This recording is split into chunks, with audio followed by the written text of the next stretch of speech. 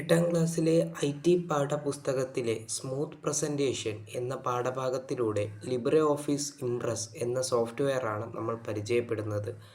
ആദ്യമായാണ് ഈ ചാനൽ കാണുന്നതെങ്കിൽ ലൈക്ക് ചെയ്യാനും സബ്സ്ക്രൈബ് ചെയ്യാനും മറക്കരുത്. നിങ്ങളുടെ കൂട്ടുകാർക്കും ഈ വീഡിയോ ഷെയർ ചെയ്യുമല്ലോ. ഫസ്റ്റ് നമ്മൾ ചെയ്യാൻ പോകുന്നത് 2 ഇമേജസ് ഇൻസേർട്ട് ചെയ്യാനായിട്ടാണ്.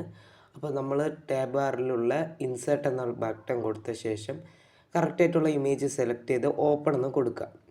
എന്നിട്ട് നമ്മൾ എവിടെയാണോ ഇമേജ് പ്ലേസ് ചെയ്യേണ്ടത് അവിടെ തന്നെ വയ്ക്കുക. ഇനി അടുത്തതായിട്ട് ഞാൻ ആനിമൽ സെല്ലിൻ്റെയാണ് ഇമേജ് ഇൻസേർട്ട് ചെയ്യുന്നത്. അപ്പോൾ ഞാൻ അതിൽ ഇൻസേർട്ട് ചെയ്തിട്ടുണ്ട്. ഇനി ഞാൻ ഇതിൻ്റെ ഒന്ന് വലിപ്പം ഒന്ന് കൂട്ടട്ടെ. ഓക്കെ. ഇനി നമുക്ക് ആ ഒരു ഇമേജിൻ്റെ വലിപ്പം നമുക്കൊന്ന് വലുതാക്കാം. അപ്പോൾ ഞാൻ പ്ലാൻ സെല്ലിൻ്റെ വലുതാക്കിയിട്ടുണ്ട്. ഇനി നമുക്ക് ആനിമൽ സെല്ലിൻ്റെ വലുതാക്കണം. അപ്പം ഇതിൻ്റെ ഹാൻഡിലൊന്ന് ക്ലിക്ക് ചെയ്തൊന്ന് മാറ്റിയാൽ മതി. ഇനി നമുക്ക് ഡ്രാഗ് ചെയ്ത് കറക്റ്റ് പ്ലേസിൽ നമുക്ക് വയ്ക്കാം. അപ്പോൾ ഇത്തിരി കൂടെ കാണാൻ നന്നായിട്ടിരിക്കും. അടുത്തതായിട്ട് നമ്മൾ പ്ലാൻ സെല്ലിലെയും ആനിമൽ സെല്ലിലെയും ഇത് ഓർഗനൽസ് അടയാളപ്പെടുത്തുവാൻ നമ്മൾ ഇൻസേർട്ടിൽ പോയ ശേഷം ടെസ്റ്റ് ബോക്സ് എന്ന ടൂൾ സെലക്ട് ചെയ്ത ശേഷം നമ്മൾ എവിടെയാണോ ടെസ്റ്റ് ഇൻസേർട്ട് ചെയ്യേണ്ടത് അവിടെ നമ്മൾ ടൈപ്പ് ചെയ്യുന്നു. ഇവിടെ സെൽ മെംബ്രെയിൻ എന്നാണ് ടൈപ്പ് ചെയ്യുന്നത്. അതിന് ശേഷം നമ്മൾ കറക്റ്റായിട്ട് എവിടെയാണോ പൊസിഷൻ ചെയ്യേണ്ടത് അവിടെ നമ്മൾ പൊസിഷൻ ചെയ്യുന്നു ഡ്രാഗ് ചെയ്തിട്ട്. അടുത്തതായിട്ട് നമ്മൾ സ്ലൈഡിൻ്റെ ബാക്ക്ഗ്രൗണ്ട് ചേഞ്ച് ചെയ്യാൻ വേണ്ടിയിട്ട് നമ്മൾ പ്രോപ്പർട്ടീസിൽ ചെല്ലുന്നു.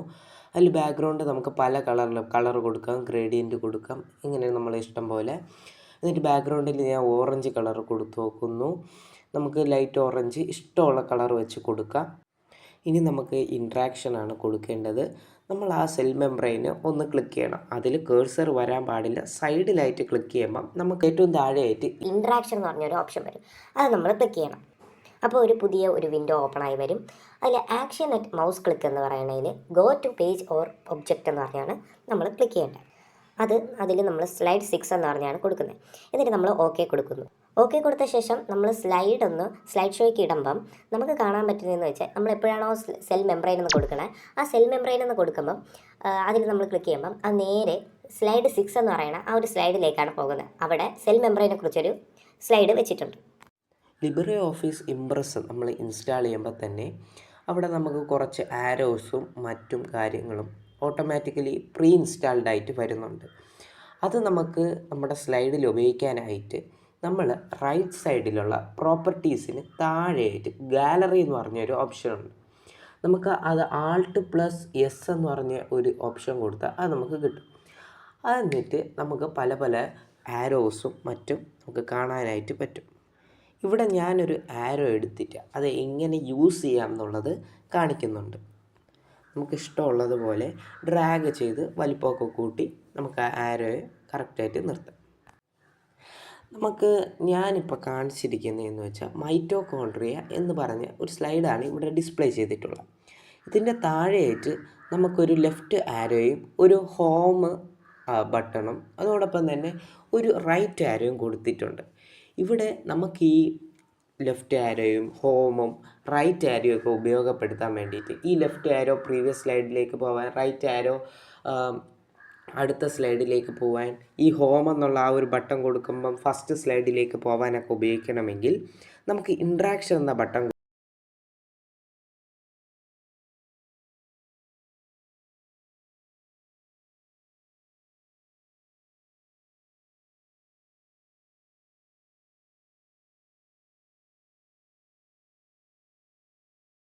ഒരു സ്ലൈഡിൽ എങ്ങനെ നമുക്ക് ഹൈപ്പർ ലിങ്ക് ഇൻസേർട്ട് ചെയ്യാമെന്നാണ് ഇനി നമുക്ക് നോക്കേണ്ടത്.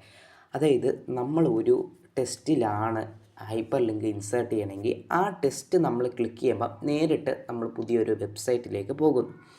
ഇവിടെ ഞാൻ കൊടുക്കുന്നത് വിക്കിപീഡിയയിലെ ഒരിതാണ്. അതിനായിട്ട് നമ്മൾ ഇൻസേർട്ടിൽ പോകുന്നു. അതിനുശേഷം അതിൻ്റെ താഴെയായിട്ട് ഹൈപ്പർ ലിങ്ക് എന്ന് പറഞ്ഞ ഓപ്ഷനുണ്ട്. അതിൽ URL നമുക്ക് ഇപ്പം വിക്കിപീഡിയയിലുള്ള കോപ്പി ചെയ്ത ശേഷം URL ഇവിടെ പേസ്റ്റ് ചെയ്യുന്നു. ടെസ്റ്റിൽ ഇവിടെ കാണിക്കേണ്ടതെന്ന് വെച്ചാൽ മോർ ഇൻഫോർമേഷൻ. അപ്പം മോർ ഇൻഫോർമേഷൻ എന്നുള്ള ഒരു ടെസ്റ്റ് ക്ലിക്ക് ചെയ്യുമ്പോൾ എന്താണ് ആ ഒരു വെബ്സൈറ്റിലേക്ക് പോകണമെന്ന് നമ്മൾ ചെയ്യേണ്ടത്. അപ്പോൾ അത് നമ്മൾ ടൈപ്പ് ചെയ്ത ശേഷം അപ്ലൈ കൊടുത്ത ശേഷം ഓക്കെ കൊടുക്കുന്നു. ഇനി നമുക്കൊന്ന് കണ്ടു നോക്കാം. ഇപ്പോൾ അത് ക്ലിക്ക് ചെയ്യുമ്പം അത് നേരിട്ട് വിക്കിപീഡിയയുടെ സൈറ്റിലേക്കാണ് പോകുന്നത്. ഇവിടെ കൂടുതൽ ഇൻഫോർമേഷൻ കൊടുത്തിട്ടുണ്ട്.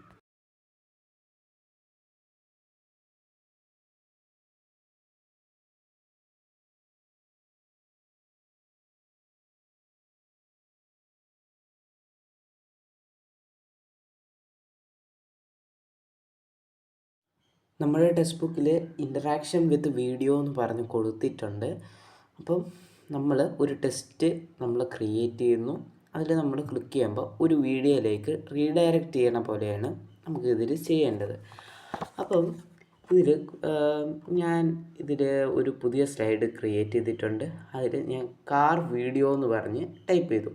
എന്നിട്ട് അത് റൈറ്റ് ക്ലിക്ക് ചെയ്ത ശേഷം ഇൻറ്ററാക്ഷനിലേക്ക് പോകുന്നു. എന്നിട്ട് മൗസ് ക്ലിക്കിൽ ഗോ ടു ഡോക്യുമെൻറ്റിൽ എൻ്റെ ഡോക്യുമെൻറ്റ് കാർ ആൻഡ് വീഡിയോയുടെ ഇത് ഞാൻ സെലക്ട് ചെയ്യുന്നു. ഇവിടെ കാർ വീഡിയോ സെലക്ട് ചെയ്തിട്ടുണ്ട്. ഓക്കെ കൊടുക്കണം. അപ്പോൾ നമുക്കൊന്ന് നോക്കാം. സ്ലൈഡ് ഷോയിൽ സ്റ്റാർട്ട് ഫ്രം കറണ്ട് സ്ലൈഡ് കൊടുക്കുമ്പം അതേ സ്ലൈഡിൽ തന്നെ തുടങ്ങും. ക്ലിക്ക് ചെയ്യുമ്പം ആ വീഡിയോയിലേക്ക് പോകുന്നുണ്ട്.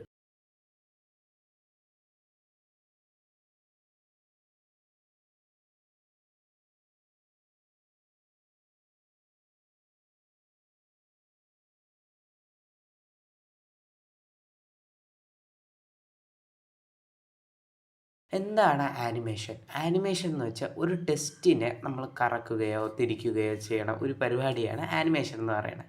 പക്ഷേ ട്രാൻസിഷൻ എന്ന് പറയുന്നത് സ്ലൈഡുകൾ ചേഞ്ച് ചെയ്യുമ്പം അതിൻ്റെ ആ ഒരു മൂവ്മെൻറ്റിനെയാണ് നമ്മൾ ട്രാൻസിഷൻ എന്ന് പറയുന്നത്. കുറേ കൂട്ടുകാർക്ക് ഇതിനെക്കുറിച്ച് ക്ലിയറായിട്ട് അറിഞ്ഞുകൂടാ, അതുകൊണ്ട് ഞാൻ പറഞ്ഞതേ ഉള്ളൂ. ഇനി നമുക്കൊന്ന് ഫസ്റ്റായിട്ട് ആനിമേഷൻ നമുക്കൊന്ന് കൊടുത്തു നോക്കാം. അതിനായിട്ട് ഞാൻ ടെസ്റ്റ് സെലക്ട് ചെയ്യുന്നു. അതിനുശേഷം റൈറ്റ് ആയിട്ട് ആനിമേഷൻ്റെ ആ ഒരു സംഭവത്തിലേക്ക് ക്ലിക്ക് ചെയ്യുന്നു. സെലക്ട് ചെയ്ത ശേഷം എഫക്ട്സിൽ ആഡ് ചെയ്യുന്നു. അപ്പോൾ നമുക്ക് കിട്ടുന്നു. നമുക്ക് ഇഷ്ടമുള്ള ഒരു ആനിമേഷൻ നമുക്ക് ഇവിടെ കൊടുക്കാം. ഇവിടെ നമുക്ക് പലതരത്തിൽ ഓവൽ വെർട്ടിക്കൽ, ഫ്ലൈയിങ് സ്ലോ അങ്ങനെയൊക്കെ നമുക്ക് കൊടുത്തിട്ടുണ്ട്. ഡിസോൾവിൻ എന്ന് പറഞ്ഞൊക്കെ കൊടുത്തിട്ടുണ്ട്. നമുക്ക് ഇഷ്ടമുള്ള ഒരെണ്ണം ക്ലിക്ക് ചെയ്ത ശേഷം ഇവിടെ നമുക്ക് പ്ലേ എന്ന് പറഞ്ഞ ഓപ്ഷൻ ഉണ്ട്. ആ പ്ലേ എന്ന് പറഞ്ഞ ഓപ്ഷൻ കൊടുക്കുമ്പം നമ്മൾ ക്ലിക്ക് ചെയ്തത് കറക്റ്റായിട്ട് കാണാൻ പറ്റുന്നുണ്ട്. ഓക്കെ അല്ലേ? അതിനുശേഷം നമ്മൾ ക്ലോസ് ചെയ്യുന്നു. ഇവിടെ നമ്മൾ വേറെ സ്ലൈഡിലും കൂടെ കാണിക്കുന്നുണ്ട്. മൈറ്റോകോൺട്രിയ എന്ന് പറഞ്ഞ സ്ലൈഡ് എന്താണ്, അതിൽ മൈറ്റോകോൺട്രിയ ടെസ്റ്റ് സെലക്ട് ചെയ്യുന്നു. ഇഷ്ടപ്പെട്ട ഒരു എഫക്റ്റ് നമ്മൾ സെലക്ട് ചെയ്യുന്നു. ഇവിടെ ഡയഗണൽ സ്ക്വയർസ് എന്ന് പറഞ്ഞാണ് നമ്മൾ സെലക്ട് ചെയ്ത് പ്ലേ എന്ന് കൊടുത്ത് കാണിച്ചു തരുന്നു. ഓക്കെ, ഇവിടെ നമ്മൾ ക്ലോസ് ചെയ്ത്. ഇപ്പം ഞാൻ 2 സ്ലൈഡിൽ ആനിമേഷൻ കൊടുത്തിട്ടുണ്ട്.